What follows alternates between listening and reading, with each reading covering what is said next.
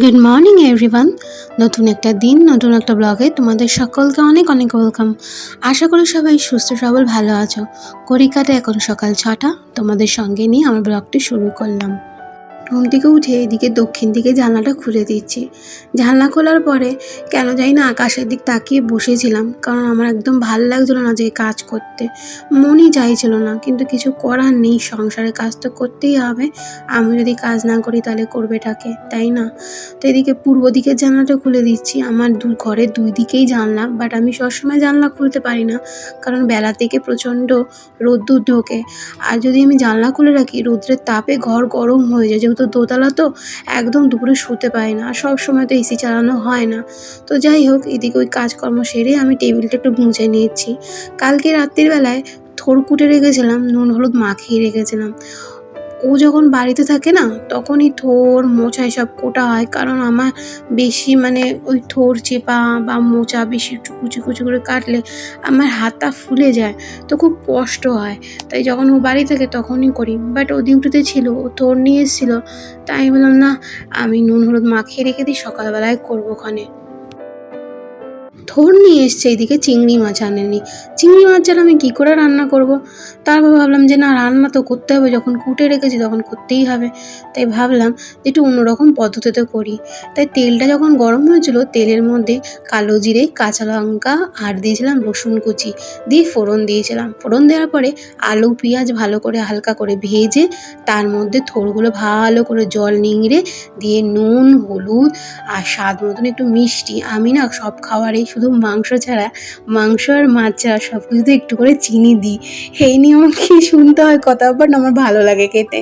তো যাই হোক, এদিকে ভালো করে নাড়াচাড়ার পরে অল্প জল দিয়ে হালকা করে ঢাকা রেখেছিলাম, কারণ থোড়টা সারা রাত্রির যেরকম নুন হলুদ মেশানো ছিল, তো তাই নরম হয়ে গেছিলো। তাই থোড় রান্না করার পরে তাই ভাবলাম শুধু থোড় শুকনো শুকনো জিনিস দিয়ে তো উনি খেতে পারবেন না, তাহলে আমাকে আর একটা অন্য কিছু করতে হবে। তারপর অন্যরকম পদ্ধতিতে আরেকটা জিনিস বানালাম। আলুগুলো ডুমো ডুমো করে কেটে আর পেঁয়াজগুলো কুচি করে কেটে, আলু আর পেঁয়াজ হালকা করে যখন ভাজা হয়ে গেছে, তার মধ্যে একটা ডিম ফাটিয়ে দিলাম। তারপরে ডিমটা ফাটানোর পরে হালকা নেড়ে এর মধ্যে টমেটো সস দিলাম, তার মধ্যে লঙ্কার গুঁড়ো দিলাম, আর সামান্য দিয়েছিলাম একটু আদা কুচি, রসুন কুচি আর গরম মশলার গুঁড়ো। জিরের গুঁড়ো কিন্তু দিইনি। তার মধ্যে একটু সামান্য জল দিয়ে নাড়াচাড়া করে ঢেকে দিয়েছিলাম। ঢাকার পর হয়ে গেল ডিমের ভুজিয়া, না বাট ভুজিয়া টাইপেরই। আর এটা হচ্ছে মাছের ডিমের বড়া দিয়ে তরকারি। তো হয়ে গেল আমার রান্না কমপ্লিট। তা কাজ বাজ সেরে রান্নাবান্না করি, আমি এদিকে ছোটো ঘরে চলে এসেছিলাম। আমার ওই স্ট্যান্ডটা মুছলাম। এই স্ট্যান্ডটা আমার অনেক আগের কেনা, আর এখন যেটাতে ভিডিও করি সেই স্ট্যান্ডটা আমার ভাই আমাকে ভাইফোঁটাতে গিফট করেছিল। এদিকে ওই শাশুড়ি মার ছবিটাও ভালো করে মুছে নিলাম। বড় মার ফটোটা আমি অনেক দিন হয়েছে শোকেসে রেখে দিয়েছি, কারণ ওই ঘরে ছিল, ওই ঘরটা যেহেতু এখন টেডি বিয়ার দিয়ে সাজিয়েছি, তাই ভাবলাম বড় মাটা শোকেসে থাকুক। আর আমি আগে যে কৌটোটা দেখলাম অরেঞ্জ কালারের কৌটোটা, ওটাকে বলে মধুবনী টাপারওয়্যারের। আমার মাসি আমাকে গিফট করেছিল বিয়েতে। মাসি এখন আর নেই, মারা গেছেন। আর এই কৌটোটাও আমার মাসি গিফট করেছিল। আর সিঁদুরের কৌটোটা আমার ভাইয়ের বউ আমাকে তারাপীঠ থেকে এনে দিয়েছিল। তো আমি ওই সুন্দর করে গুছিয়ে রেখে আমার শোকেসটা। আর এই ঘটিটার মধ্যে, এই ঘটিতে আমার বিয়ের সময় তেল এসেছিলো বাপের বাড়ির থেকে। তো তার মধ্যে আমি যাবতীয় চামচ ছুরি কাঁচি যা থাকে সেগুলো গুছিয়ে রেখেছি। তোমার এই শোকেসটার মধ্যে সব কিছু থাকে। আর ওই যে ছোটো যে হেরিকেন টাইপের দেখছো না, ইমার্জেন্সি লাইটের মতন, ওটা আমার বাবা বিয়ের 2 বছরের মাথায় জামাই ষষ্ঠীতে আমাকে গিফট করেছিল। তো বাট ওইটা কাজ হয় না, তবুও আমি রেখে দিয়েছি স্মৃতি হিসেবে। তো এদিকে আমি কাঁসার বাটিগুলো, কাঁসার থালা এক জায়গায় রেখেছিলাম, আর উপরে ডিনার সেটের যে বাটিগুলো সেগুলো রেখেছিলাম। তো শোকেস গোছানোর পরে আমি নিচে চলে এসে, নিচে খুব একটা আমার আসা হয় না, কারণ নিচে দুদিকে ভাড়া থাকে। আজকে যেহেতু ভাড়াটেরা কারা কেউ ছিল না, তাই ভাবলাম নিচতলাটা একটু পরিষ্কার করে নিই, আর ঘরের সামনেটাও ঝাড় দিয়ে নিই, কারণ আমি সচরাচর নিচে খুব কম আসি।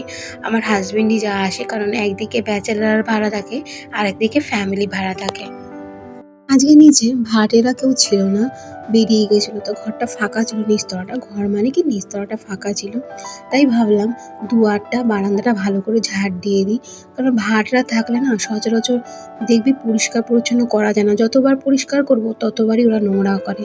তো যাই হোক, আমি এদিকে স্নান করবো বলে মুখে ক্যান ফ্রেশ লাগিয়ে মুখটা ভালো করে ধুয়ে ছাদে এসেছিলাম জামা নিতে, কারণ জামাটা না নিয়ে গেলে পরবো কি। তো জানো তো, ছাদে না এই যে ইটগুলো দেখছো এইভাবে বিছানো রয়েছে, আগে এরকম ছিল না। ওই কর্নারটা, এসি বক্সের নিচে যে কর্নারটা দেখছো ওখানে ইঁদুরে বাসা বেঁধেছিল। তো আমি বুঝতে পারিনি, অনেক দিন ধরে এরকম দেখি বড় বড় মানে 2-3 রকম সাইজের ইঁদুর ঢোকে ঘরেতে, মানে রান্নার জায়গাতে ঢুকছে, খুব জিনিস নষ্ট করছে, আমার ঘিয়ে শিশি নিয়ে পালিয়েছে। তো আমি একদিন ছাদে গিয়ে দেখি হট করে কি জানি ঢুকে গেল। তো আমার হাজব্যান্ডকে বললাম, বলার পরে ও দেখে যে ওখানে ইঁদুরে বাসা করেছিল। তো ওই জন্য ওই ইটগুলো এভাবে বিছিয়ে দিয়েছে। তো স্নান টান করার পরে কিছুক্ষণ বসে থাকার পরে আমি বিছানাটা গুছিয়ে নিচ্ছি, কারণ ও থাকলে না আমি এগুলো কিছুই করি না। ও যখন চলে যায় ডিউটিতে তারপরে আমি ঘরের সংসারে সব কাজ করি, কারণ ওগুলো পছন্দ করে না। কালকে রাত্রে এই বেড কভারটা পেতেছি আর বালিশের কভারটাও লাগিয়েছিলাম, বাট এখন খুলতে হলো এই কারণে, আমি যে বালিশের কভারটা লাগিয়েছিলাম সেই কভারটা আমারটা তো ঠিক ছিল, বাট ও যেটা মাথায় দিয়েছিল সেই কভারটা সেলাইটা খুলে গেছে।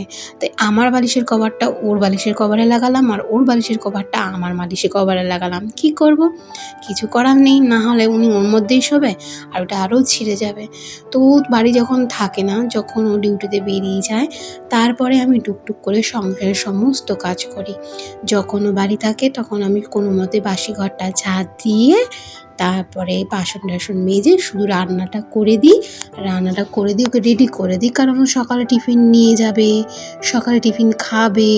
তো ওইগুলো তো আমাকে কমপ্লিট করতে হবে, তো সেগুলোকে আমাকে 9টার মধ্যেই কমপ্লিট করতে হয়। করাটার পরেই ও যখন বেরিয়ে যায় তারপরে আমি সংসারে যাবতীয় সব কাজ করি। এই শোপিসগুলো আমার বিয়ের অনেক আগের।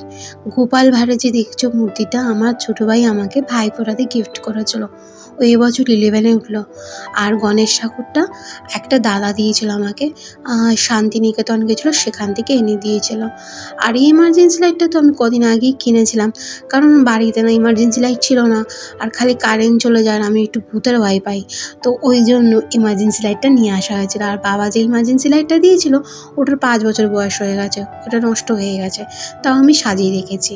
আর এই একতারাটা আমার ভাই মায়াপুর গিয়েছিলো সেখান থেকে নিয়েছিল, বাট একতারা যে ভিতরে তার থাকে সেটা ভাইয়ের ছেলে ছিঁড়ে ফেলেছে।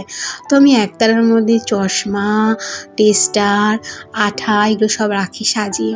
তো ড্রেসিং টেবিলের মধ্যে আমি সুন্দর করে ড্রেসিং টেবিলটাও সাজিয়ে রাখছি, কারণ আমার ক্রিম ট্রিম সব ওর মধ্যে থাকে। আর এই যে কৃষ্ণটা, এটাও আমার বিয়ের আগে শোপিস, মেলা থেকে কিনেছিলাম, তখন আমি অনেক ছোটো ছিলাম। বিয়ের আগে মানে তখন আমি একদমই ছোট। আমি মায়ের সাথে যেতাম মেলায়, মা, আমি, বাবা, ভাই, তখন বড় ভাই ছিল, ছোট ভাই তখন হয়নি।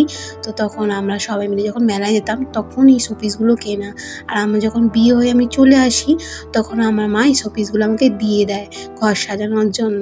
তো এই শোপিসটা শোকেসে ছিল, এই গণেশ ঠাকুরটা, গোপাল আর গোপাল ভাঁড় সব আমি শোকেস থেকে বের করে এভাবে সাজিয়ে রাখলাম। সাজিয়ে রাখলে না দেখতেও সুন্দর লাগে। আর ওই যে হাতের মতন দেখলে, ওটা আমার ভাই ব্যাংকক থেকে নিয়ে এসেছিলো আমার জন্য। তো দেখো, সব ছোট্ট ছোট্ট জিনিস দিয়ে যদি ঘরটাকে সুন্দর করে সাজিয়ে রাখা যায়, দেখতে কিন্তু খুবই সুন্দর লাগে। তোমার ঘর যেমনি হোক, কুঁড়ে হোক, ভাঙা হোক, যেমনি ঘর হোক না কেন, ছোটো ছোটো জিনিস দিয়ে যদি সাজিয়ে রাখো দেখতে কিন্তু অপূর্ব লাগে। জানো তো, যেদিনকে আমি ভাইয়ের বাড়ির থেকে আসি সেদিনকে তুলসী গাছটা একদম শুকিয়ে গেছিলো, মাটিটাও শুকিয়ে গেছিলো, কারণ অনেক দিন পরে এসেছিলাম। তো আমি ছুঁতে পারছিলাম না, কারণ আমার পিরিয়ড হয়েছিল। আর বড়রা বলে পিরিয়ড হলে পরে ছুঁতে নেই। বাট সেদিনকে আমি না থাকতে পারি, আমি গ্লাসে করে জল দিই, কিন্তু একটা আশ্চর্য ব্যাপার, জল দেওয়ার সাথে সাথে বিকালের মধ্যে সেই গাছ কিন্তু তাজা হয়ে গেছিলো। আমি আমার মাকে বলেছিলাম। তো যাই হোক, আমার ব্লগটি এখানে শেষ করলাম, নতুন একটা ব্লগে দেখা হচ্ছে।